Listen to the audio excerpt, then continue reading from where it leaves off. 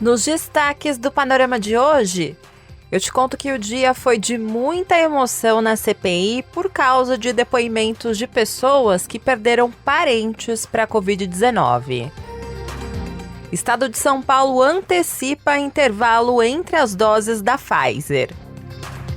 E morre aos 84 anos o general Colin Powell, ex-secretário de Estado dos Estados Unidos, vítima da Covid-19. Panorama CBN. Olá para você que está ouvindo o Panorama, eu sou a Juliana Prado e vou te contar em menos de 30 minutos tudo que foi notícia nesta segunda-feira, dia 18 de outubro de 2021.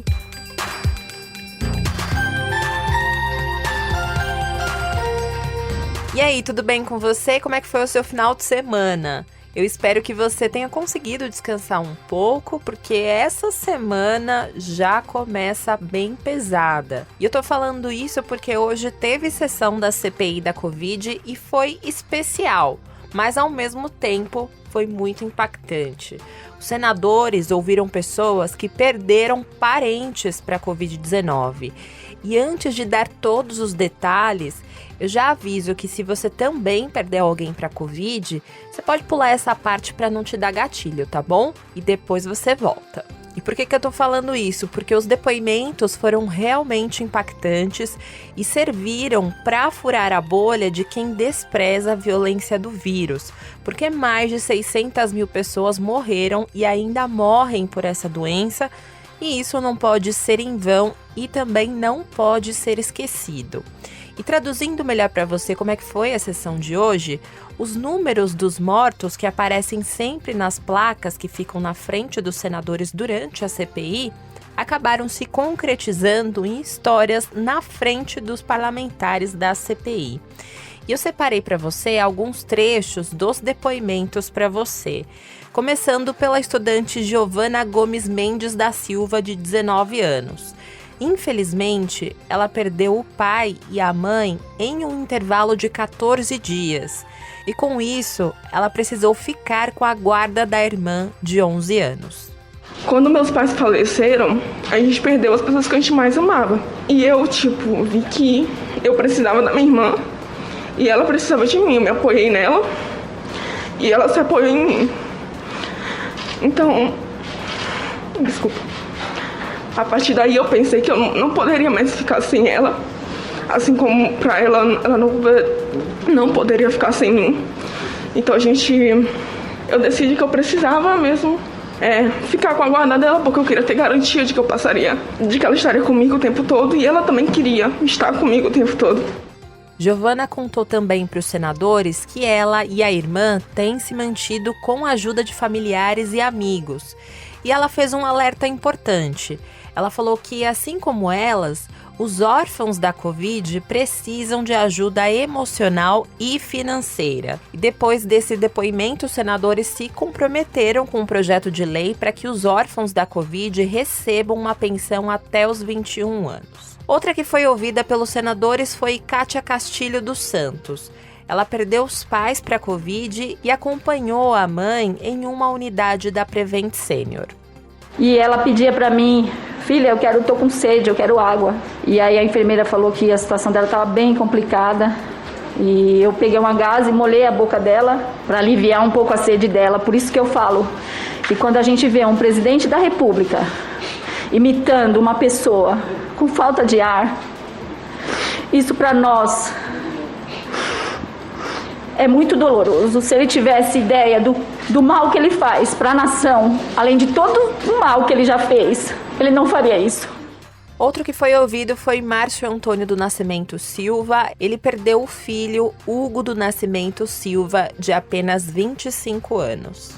Eu não pude dar um abraço no meu filho, eu não pude dar o último beijo.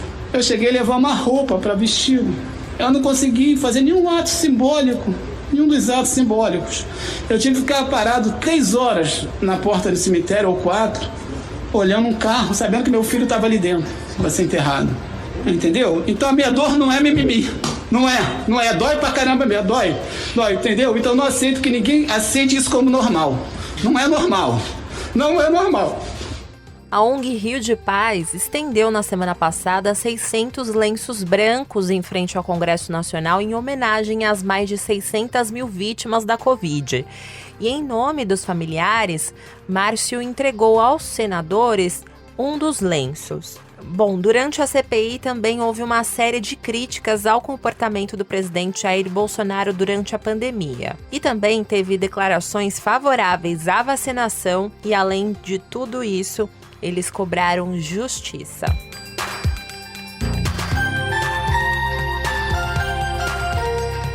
Na parte política da CPI, a Bianca Santos te contou na primeira edição do Panorama CBN de hoje do mal-estar entre os membros da comissão, né? Mas se você não entendeu nada que eu falei até agora, não tem problema. Eu te explico o que está acontecendo.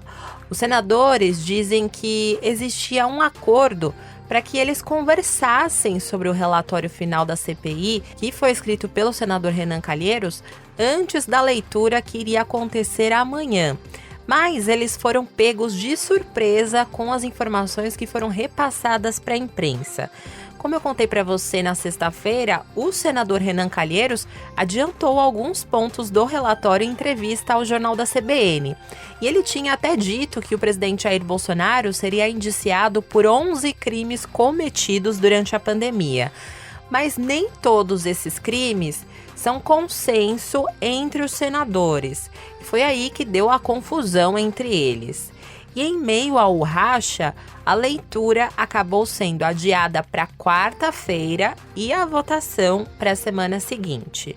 O presidente da CPI, Omar Aziz, está bem irritado com o senador Renan Calheiros e disse que faz questão de ver o relatório só na quarta-feira. E não para por aí. Ele disse também que vai votar exatamente no que for proposto pelo relator.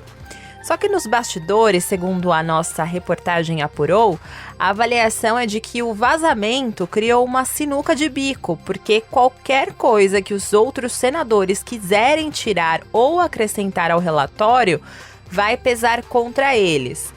O presidente da CPI, Omar Aziz, disse que passaram o carro na frente dos bois e que todo mundo vai votar o que for proposto. Tudo que saiu na imprensa, volto a repetir, eu vou exigir que ele mantenha no relatório. Por que, senador? Porque ele não vai jogar e depois tirar. Vai tirar por quê? Porque o assodamento, então, em vazar.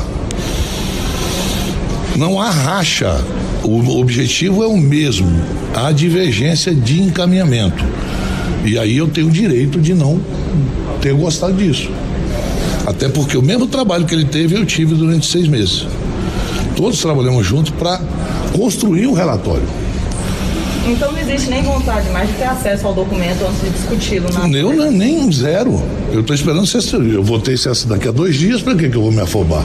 O senador Humberto Costa falou para nossa repórter Thaís Oliveira que os senadores vão chegar a um acordo. Eu creio que hoje nós poderemos começar a encontrar uma solução. Porque tudo que o Brasil não deseja, não espera e não aceita é que essa CPI, depois de ter dado uma contribuição histórica fundamental para o país, termine numa disputa de vaidade. Isso aí é inaceitável para nós que fazemos parte da CPI, para o Brasil e para todos que querem saber de quem é a responsabilidade por tudo isso que aconteceu. Por isso, eu suponho que nós vamos ter a maturidade necessária para encontrar um texto que represente o pensamento da maioria da CPI. Já o relator da CPI, Renan Calheiros, minimizou esse racha, dizendo que as divergências sobre o relatório são positivas. E um dos pontos que ainda não tem um acordo é sobre a lista de crimes atribuídos ao presidente Jair Bolsonaro, como o crime de genocídio de indígenas. Outro ponto que divide os senadores é a menção aos filhos do presidente, especialmente ao senador Flávio Bolsonaro, porque Renan Calheiros pretende sugerir um indiciamento de Eduardo e Carlos por incitação ao crime e de Flávio Bolsonaro por advocacia administrativa. Os senadores também estão divididos sobre o pedido de indiciamento do ministro da Defesa, general Walter Braga Neto.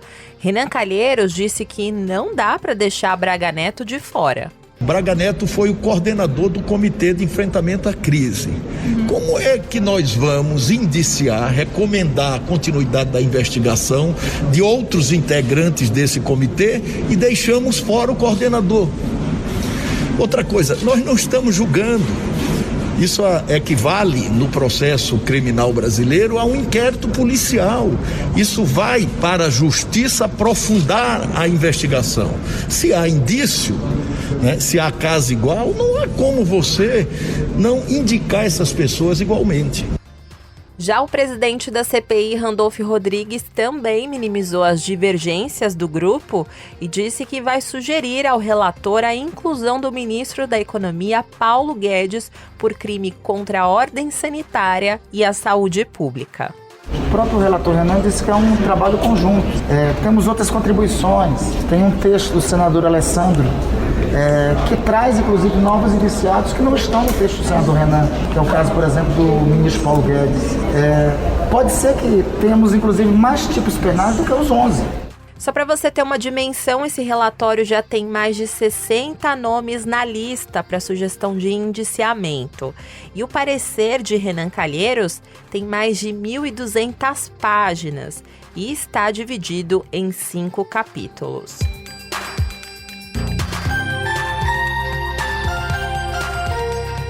Falando em presidente Bolsonaro, ele confirmou hoje que o auxílio emergencial vai ter uma nova extensão. Bolsonaro falou sobre isso em uma cerimônia em Minas Gerais e disse que o valor foi decidido no sábado, junto ao ministro da Economia, Paulo Guedes.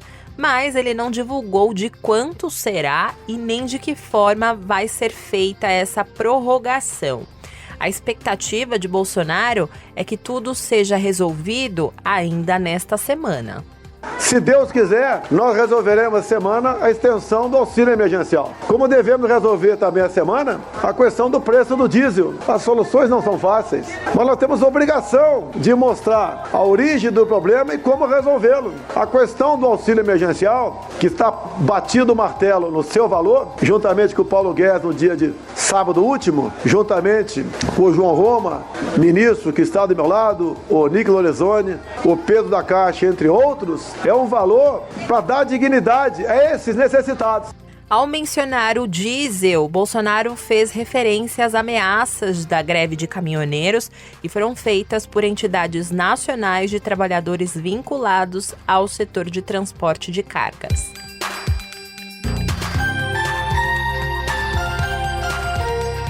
No Judiciário, um abaixo-assinado com a participação de 3.295 procuradores e promotores, que foi divulgado hoje, pede a total rejeição da PEC que altera a estrutura do Conselho Nacional do Ministério Público. E, entre outros pontos, essa PEC prevê aumentar de 2 para 5 o número de indicados pelo Congresso Nacional para o Conselho Nacional do Ministério Público. E essa proposta ela é criticada por procuradores e seria votada na semana passada pela Câmara dos Deputados, mas por causa da pressão política, teve a análise adiada para amanhã. E essa proposta também prevê que o corregedor do Ministério Público seja escolhido pelo próprio Congresso Nacional. Mas os membros do Ministério Público veem nas medidas listadas na PEC uma interferência política no órgão. E eles argumentam nesse abaixo-assinado que foi divulgado hoje que o texto é inconstitucional.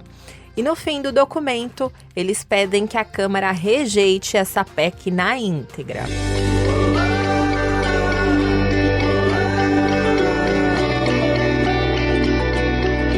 Vacina sim.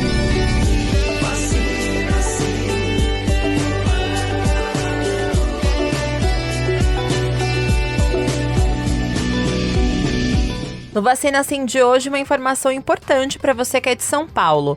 O governo paulista anunciou hoje a antecipação do intervalo de aplicação da segunda dose da vacina da Pfizer de 8 semanas para 21 dias. Então, atenção! Essa medida vale a partir de amanhã, que é dia 19, para pessoas com mais de 18 anos que tenham recebido a primeira dose. Então, quem já recebeu a primeira dose da Pfizer, pode conferir aí na sua carteirinha para verificar a nova previsão do retorno ao posto, contando aí 21 dias a partir da data da primeira dose. Caso o período já seja maior que esse, você vai poder tomar a segunda dose antes da data de retorno que está sinalizada na sua carteirinha. E um atenção 2 aqui para você.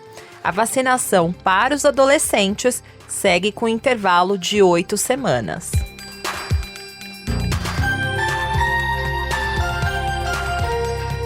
Na educação, a partir de agora, o retorno às aulas presenciais é obrigatório nas escolas das redes estadual e particular de São Paulo. Mas na prática, não foi isso que aconteceu hoje, e eu te explico. Em outubro, as escolas ainda precisam manter o distanciamento de 1 metro entre as carteiras. E por isso, o rodízio das aulas está mantido na maioria dos estabelecimentos da rede estadual. E nesses casos, o aluno vai ter um ensino híbrido, com aulas remotas e presenciais obrigatórias. Sobre esse assunto, o subsecretário de Articulação Regional da Secretaria de Educação, Patrick Tranjan, reforçou para nossa reportagem a importância dos alunos voltarem para a sala de aula e orientou os pais a visitarem as escolas para se sentirem mais seguros. Faria um convite para que as famílias visitem as escolas. É fundamental que as famílias vejam como as escolas estão, que as escolas elas estão preparadas para receber os estudantes, porque esse sentimento de segurança, ele não vai se dar só com a exigência da obrigatoriedade. É também as famílias entenderem e perceberem que as escolas estão preparadas. As crianças já passaram por um prejuízo gigantesco do ponto de vista pedagógico, cognitivo. É urgente retornar com suas crianças para as escolas e aí por isso é fundamental as famílias próximas das escolas nesse momento. De acordo com os dados da Secretaria de Educação, 60% a 65% dos alunos já tinham retornado para as aulas presenciais até a semana passada. Isso aconteceu quando ainda era uma opção da família. E com a obrigatoriedade, esse número deve aumentar. A nossa repórter Gabriela Rangel visitou hoje uma escola na Zona Leste de São Paulo para saber como é que foi essa volta presencial. E ela conversou com Thalita da Silva Almeida, que é aluna do 3º ano. E mesmo com o sistema híbrido, ela só voltou para a sala de aula nessa segunda-feira. E ela contou para a Gabi que no início do ano retornou para a escola, mas desistiu porque teve dificuldade para acompanhar o conteúdo. Eu comecei a vir no começo do ano, mas aí eu resolvi ficar remotamente. Fiquei quase 2 anos, estudando em casa. E eu não estava mais conseguindo acompanhar as lições, por causa do ano anterior. Eu não tinha conseguido, então estava muito perdida. Aí eu vim presencialmente, aí eu vi como que estava sendo, e aí eu me senti perdida nas atividades, nas lições. Então eu preferi ficar remotamente. E agora que se tornou obrigatório, aí eu comecei a vir. No Rio de Janeiro, o secretário municipal de Educação, Renan Ferreirinha, disse que 25 mil alunos da rede pública da cidade estão fora das escolas no modelo presencial ou remoto. O Comitê Especial de Enfrentamento à Covid da Prefeitura recomendou o retorno de 100% dos alunos às unidades de ensino públicas e privadas. E a volta integral na rede municipal começou com 85% de adesão, mas o secretário destacou que ainda há o desafio de superar a evasão escolar que foi causada durante a pandemia. Em entrevista à TV Globo, o secretário fez um apelo para que as famílias dos alunos ajudem nessa busca ativa. Esse é um grande esforço durante esse ano da Secretaria, da Prefeitura. Nós já colocamos carro de som nos diferentes bairros, nós já fomos até a casa de muitos alunos, fizemos campanhas de retorno para a escola. Agora isso precisa ser compartilhado com as famílias, com os responsáveis. As nossas escolas estão preparadas para receber todos os nossos alunos. Em Belo Horizonte, creches, escolas, faculdades e universidades já estão autorizadas a receber 100% dos alunos presencialmente. Então, não há mais obrigatoriedade de manter 1 metro de distância entre os estudantes e profissionais da educação.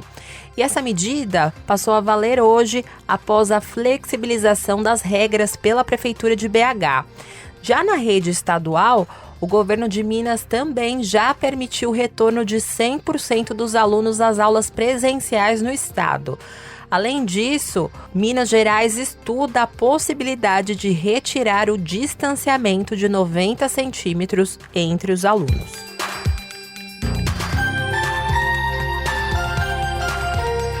Falando em flexibilizações, cinemas, teatros, museus, shoppings, pontos turísticos, academias e entre outros estabelecimentos comerciais da cidade do Rio de Janeiro voltaram a funcionar com 100% da lotação sem uma exigência de espaçamento mínimo. Essa regra da Prefeitura do Rio também é aplicada a bares e restaurantes, que até então tinham que estabelecer uma distância de pelo menos 1 metro entre as mesas. Só que a determinação municipal garante a entrada nesses espaços sob a obrigatoriedade do uso de máscara, além do passaporte vacinal. Sobre esse assunto, a gente ouviu durante a programação da CBN a infectologista da Unicamp e consultora da Sociedade Brasileira de Infectologia, Raquel Stucci.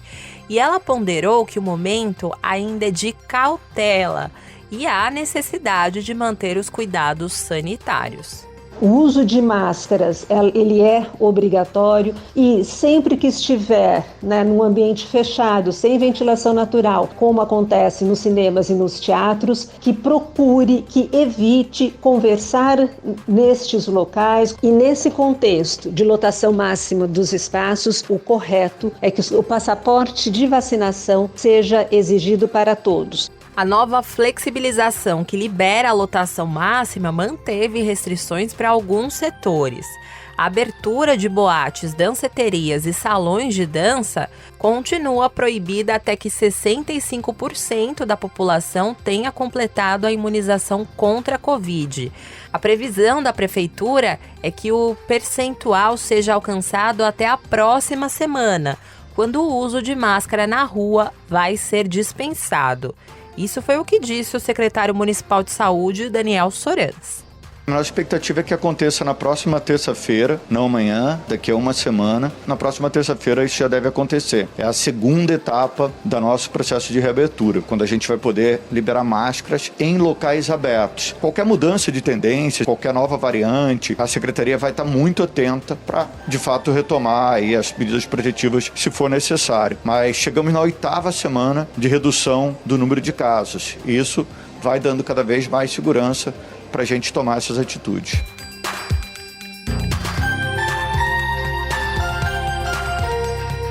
Ainda no Rio de Janeiro, a Justiça do Rio aceitou a denúncia do Ministério Público contra 2 policiais por uma das 28 mortes que aconteceu na favela do Jacarezinho.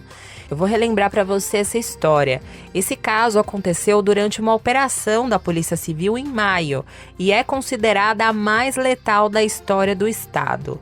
A decisão de hoje ainda proibiu os agentes de participarem de qualquer ação policial e também de ter contato com qualquer morador da comunidade do Jacarezinho. Também na decisão, a Justiça pediu para que a Polícia Civil envie os documentos do inquérito para a Justiça e interrompa as investigações do caso. Os denunciados pelo MP são Douglas de Lucena Peixoto e Anderson Silveira Pereira. Douglas matou Omar Pereira da Silva, que estava encurralado em casa, desarmado e já estava baleado no pé. E com a ajuda de Anderson, ele mudou o corpo de lugar e colocou ao lado dele uma granada. E os 2 agentes vão responder por uma suposta execução de Omar. Douglas agora é acusado de homicídio doloso e fraude processual e Anderson de fraude processual. E essa decisão é a primeira denúncia que foi aceita contra agentes de segurança que estão envolvidos na ação no Jacarezinho. E por enquanto são investigados 4 policiais de um total de 24 envolvidos nessa operação. No mercado financeiro, a Bolsa de Valores de São Paulo fechou o dia em baixa de 0,19% aos 114.428 pontos. No mercado de câmbio, o dólar comercial fechou em alta de 1,23%, cotado a R$ 5,518. Já o euro fechou o dia com uma valorização de 1,31%, cotado a R$ 6,407. E uma informação que movimentou também o mercado financeiro hoje foi o resultado do PIB da China. A economia do país asiático cresceu em um ritmo mais lento em um ano no terceiro trimestre de 2021. O resultado foi prejudicado por causa da crise de energia, interrupções na cadeia de abastecimento, agravamento das dívidas em o seu setor mobiliário, que a gente já falou aqui no Panorama CBN, e também surtos esporádicos de Covid-19. Os dados que foram divulgados hoje mostraram que o Produto Interno Bruto cresceu 4,9% em ritmo anual entre julho e setembro. E isso aconteceu após o avanço de 7,9% no período de abril a junho. Esse é o desempenho mais fraco desde o terceiro trimestre de 2020, quando o PIB chinês também registrou 4,9%. No cenário internacional, uma notícia que mexeu com os Estados Unidos. O general Colin Powell, que é ex-secretário de Estado dos Estados Unidos, morreu hoje aos 84 anos por complicações ligadas à Covid-19. Ele foi secretário de Estado no governo de George W. Bush e foi o primeiro negro a ocupar cargos importantes na política americana. O general, que tinha 4 estrelas, também foi conselheiro de segurança nacional de Ronald Reagan e chefe do Estado-Maior Conjunto das Forças Armadas de George H.W. Bush, que é pai de George W. Bush. E entre os políticos que lamentaram a morte de Colin Powell estão o atual presidente dos Estados Unidos, Joe Biden, os ex-presidentes Bush e Jimmy Carter, o ex-premier britânico Tony Blair e o atual e ex-secretário de Estado do país. Panorama CBN. Hoje eu vou terminar sem música, até em respeito aos depoimentos que aconteceram hoje na CPI, porque não tem clima, sabe? Mas amanhã eu volto, com certeza vou colocar alguma música aqui para você terminar bem feliz. O roteiro de hoje foi escrito por mim e a montagem e a sonorização são do Anderson Wendel, o Tico. E você pode me encontrar lá nas redes sociais, no @Juliana_Deprado no Twitter, e no Insta é só procurar por @JulianaDeprado. E também tem o e-mail juliana.prado@cbn.com.br. E não se esqueça que amanhã tem a primeira edição do Panorama CBN com a Bianca Santos. Beijos pra você e até mais!